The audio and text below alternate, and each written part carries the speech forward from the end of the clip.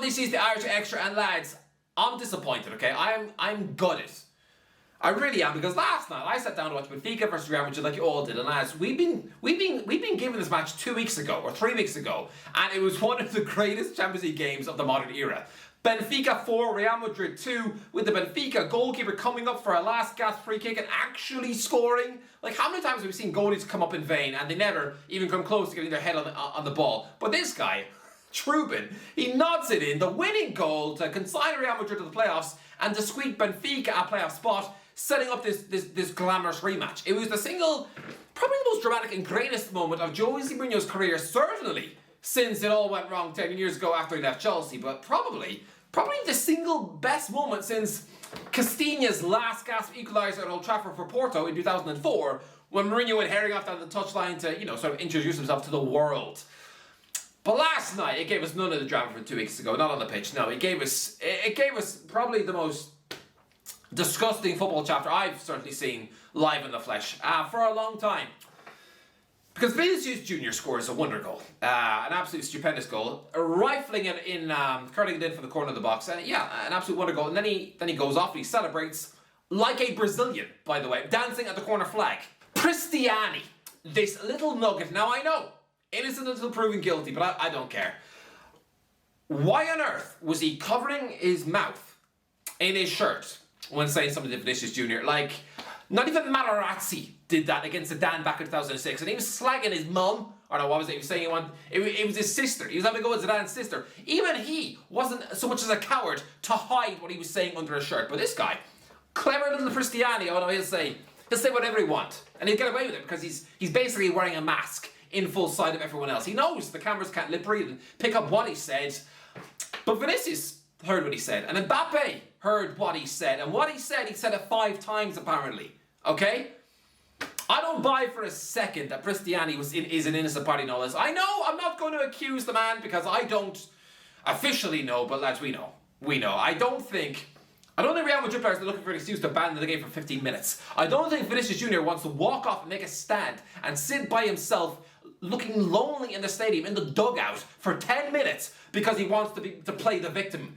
No, when you score a goal, it's the most joyous moment. Especially when you score a ridiculous Champions League winner, a goal you would have dreamed about as a kid in Portugal, in an iconic stadium like the Stadium of Light or the Estadio de Luz. And we are so delighted he was. That's why he did his little Brazilian samba dance. And I see nothing wrong with that, by the way. When that full-time whistle blew, I was waiting for Jose Mourinho to come out and, scold this player. Because Jose, to me, is a man of honour, a man of dignity. And, he's an absolutely competitive individual. A man who wants to win like no other manager I've ever seen. He is an absolute winner. But, I don't know. To shove a microphone in his face, I straight afterwards, I think that was a mistake. And I think, look, he'd already been sent off. He was fuming. I don't think he should have been given an opportunity to say his thoughts because what he said was poor. It was really poor, and it doesn't reflect what I thought Jose Mourinho was. Because he comes out and basically, he completely does not read the room at all, but basically saying he wants to remain an independent party, and he doesn't want to believe one side over the other. He doesn't want to take Cristiani's word as gospel truth. He doesn't want to take Vinny Jr. as the truth. But what he did say was that Vinny Jr. should, it wasn't enough for him to score a wonderful goal to win the match. He had to go and provoke the fans. He had to go and celebrate and dance. He said Vinny Jr. should show respect for the opposing team when he's in their stadium. And he shouldn't dance like that. Jose, you're a man who's cupped your hands to the Juventus fans. You've shushed the Liverpool fans in a cup final. There's been a lot of cases where Jose has crossed the line as well. So I think it's really rich to criticise a Brazilian for dancing. That is what we love about Brazilian players. Ronaldinho is the biggest dancer in the world, and everybody loves him and adores him. I know Vinny Jr. has been marketed as the new Neymar, and I don't think his club have helped that. His image, whoever's in control of the Vinicius Jr. image is doing a terrible job. He needs a PR company or something, because I think when Real Madrid decided to boycott the Ballon d'Or 2 years in a row because Vinny Jr. didn't win it. By the way, Vinny Jr. did not have a right to win it. Who won it? Rodri? Yeah, I mean, he literally won Spain. Real Madrid's country, the Euros. Of course he was a rightful winner of the award. I think Real Madrid pulling out of that and boycotting it as an entire club, that has made Vinny Jr. look like a brat, and it's put a target on his back, unfair target. look, you can say we want about Vinny Jr., but I think the media has it in for him. We've already had this. Neymar was the previous guy. I don't really know what Neymar's crimes were in football. I know his transfer to Barcelona was kind of dodgy, but shouldn't the finger be pointed at his dad? Like, what's he done? I mean, he's a diver. He feigns injury. Yeah, he does, but he's also picked up some really bad injuries. He's had World Cups ruined by injuries. Like, Neymar was fouled so much. Look at him now. He's a shriveled up sausage at the age of like 33 because of all the terrible tackles he's had to suffer throughout his career. And I think that's because he had a target put on him as well. Being marked as some sort of brat. Instead of the world celebrating Neymar because, oh lads, when he was at Barcelona, he was an unbelievable footballer. But it's like the world had to pile on his back, and I think we're witnessing that with Vinicius Jr. And it doesn't help him. Mourinho comes out and he says that, oh, this happens to Vinny in all the stadiums. There's a common theme here, and it's Vinny Jr.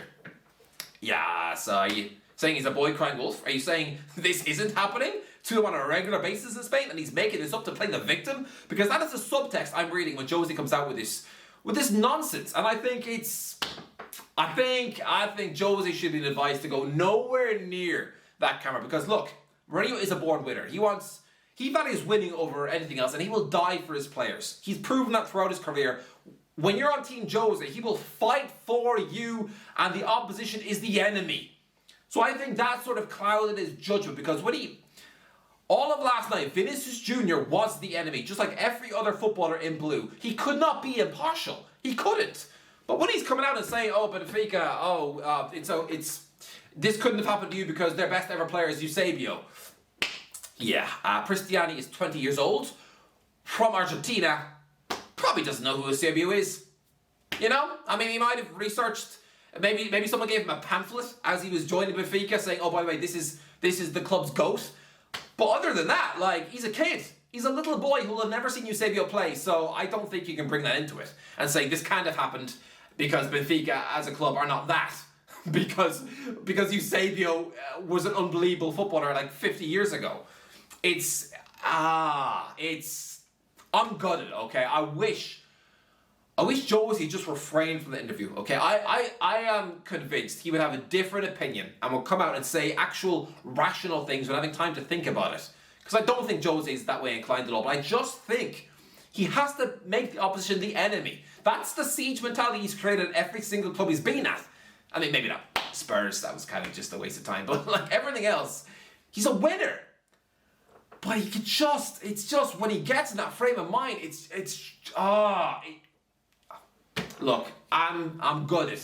I'm gutted at what I witnessed last night because it's 2026 and to see this spoiling a Champions League match, and Cristiani, he's one of the new young generation up and coming. He's not like, at least when this is happening in the Premier League, we can point to the fact that it's usually like, I don't know, middle-aged dads, like 50-year-old blokes who, you know, probably have sad lives at home. But this guy's a 20-year-old kid. He's coming through. He's the next generation of footballer. So I think we need to make an example out of him. If of course, by some miracle if he's not innocent, you know, if there's a miracle world out there where it was simply a case of Vinny and Mbappe mishearing him, then fine, whatever. But if he did say those things, I hope he's brought to justice. And I think, I want an example made out of him. Thierry Henry was asked last night what he wants to happen, and Henry was fuming, by the way. He was incensed, but even he said, it's not my responsibility, I don't know, I don't make the rules, I'm not going to say what should happen. But I think if he's found guilty, ban him for the rest of the season, and I want Benfica to kick him out of the club, because if what Jose says is right, and I'm sure it is right, okay, Benfica's a wonderful club, it's an amazing club. If what he is saying is right, then I want them to make a stand and get rid of this absolute little weasel. If what he said is what he said, get him out the door, sell him, rip up his contract, anything, just boot him out, sack him, alright? If this happens in any other job, the person gets sacked. Why should football be any different? Honestly, I just find it so saddening and just so disheartening that in 2026 we're still having to deal with this absolute backwards nonsense. And I think the media have to take far more responsibility when describing Vinicius Jr., when talking about Vinicius Jr., because I think that is what incites the bad people in football.